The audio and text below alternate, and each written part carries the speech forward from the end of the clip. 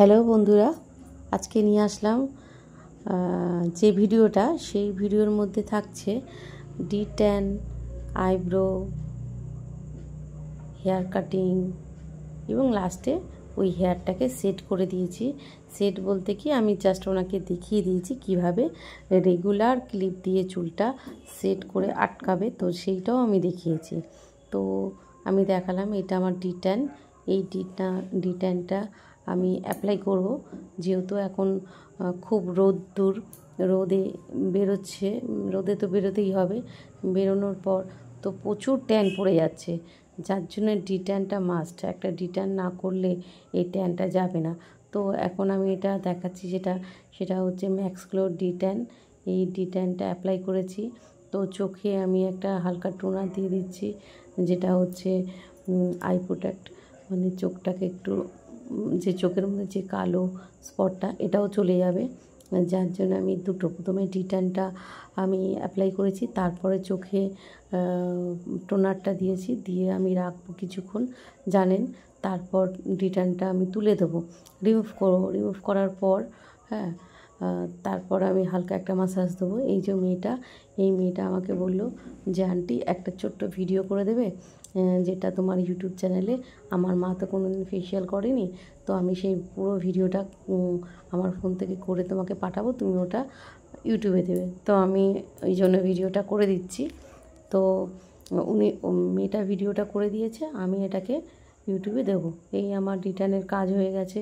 তো আমি ডিট্যানটাকে এভাবে রিমুভ করছি, হালকা মাসাজ করার পরে ওঠানোর পর আমি একটা ক্রিম দিয়ে হালকা একটা মাসাজ করব। এই যে ক্রিমটা অ্যাপ্লাই করছি, মাসাজ ক্রিম দিয়ে মাসাজ করব। তো তারপর ওনার হেয়ার কাটিং হবে।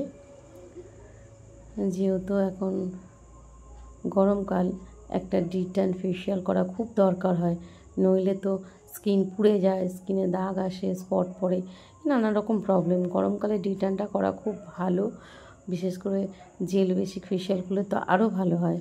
তো উনি যেহেতু কোনো দিন ফেসিয়াল করেনি, তো যার জন্য ওনাকে এই ডিট্যান ফেসিয়াল করলাম। দেখুন কত মুখটা পরিষ্কার হয়েছে। তো মাসাজও আমার হয়ে গেছে। এরপর যেটা আমি করব, এরপর একটা সানস্ক্রিন অ্যাপ্লাই করব। এটা নাকের পাশে যে ব্ল্যাক হেডসগুলো থাকে, সেটা আমি রিমুভ করছি। রিমুভ করব। তারপর যেহেতু ছোট্ট মেয়েটা ভিডিওটা করছে, ওই জন্য ভিডিওটা একটু হচ্ছে, যাই হোক মোটামুটি ভালোই ভিডিও করেছে, খারাপ না করে। এইবার আমি এটা সানস্ক্রিন অ্যাপ্লাই করছি।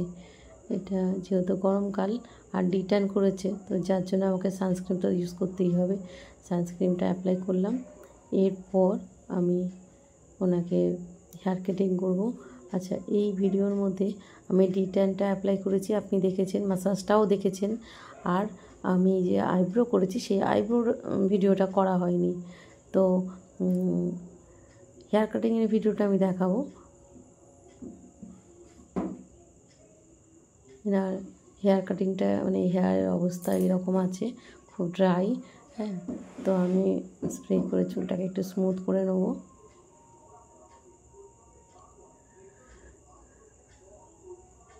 তারপর আমি হেয়ার কাটিং করব। দেখুন এইভাবে আমি হেয়ার কাটিংটা যে করবো, এই হেয়ার কাটিংটা হালকা রাউন্ড শেপে হবে। এটা রাউন্ড শেপে হেয়ার কাটিংটা হবে। আর এরপর উনি বলল যে দিদি আমাকে একটু কপালের সামনে একটু চুলটা হালকা করে কেটে দেবে। তো যেটা আমি কপালের সামনেও একটু হালকা কেটে দেবো, যেটা ফিজি বলা হয়, ফিজির মতো হালকা একটু কপালে থাকবে। তো যেহেতু উনি বলছে বেবি কাটের মতো বড়দের তো হয় না ওরকম, তো আমি সামনে যেরকম ফিজি হয়, ওই ফিজি টাইপের একটু করে দিয়েছি। এটা হচ্ছে এই যে হালকা রাউন্ড ইউসেপে দিয়েছি, কিন্তু হালকার মধ্যে। এরপর আমি সামনে চুলটা কাটিং করেছি। কাটিং করার পরে যেহেতু সামনে চুলটা কেমন লাগবে, সেই জন্য আমি একটু সেট করে দেখাচ্ছি যে এইভাবে চুলটা যদি ভালো লাগে সামনে কপালে ফেলে রাখবে, আর যদি ভালো না লাগে তো এইভাবে চুলটাকে উঠিয়ে যদি দেয় তাও মোটামুটি ভালো লাগবে। তো আমি দুটোই দেখিয়ে দিয়েছি। হ্যাঁ, এই কাটিংটা আমার হয়ে যাওয়ার পরে পিছনে চুলটা কাটা হয়ে গেছে। এবার সামনের দিকে এসে কপালের চুলটাও কাটা হয়ে গেছে। এইভাবে সেট করে ওনাকে দেখি যে এই যে সামনে এই যে চুলটা কাটা হয়েছে, হ্যাঁ এটাকে উঠিয়ে এবারে সেটিং করেছি। এবং পিছনের চুলটা এভাবে ক্লিপ দিয়ে আটকালে ভালো লাগবে সেটাও আমি দেখালাম। যখন খুলে রাখলাম তো লাগছে, আর চুলটা একটু পেঁচিয়ে উপর দিকে ক্লিপ দিয়ে আটকানোর পরে এটা রেগুলার উনি এটা বাঁধতে পারবে। যার জন্য আমি দুটোই করে সেট করে ওনাকে দেখিয়ে দিলাম। যেহেতু উনি কোনো দিন পার্লারে এসে কোনো কাজ করেনি, প্রথম করলো, তো ওনাকে একটু আমি বুঝিয়েও দিলাম।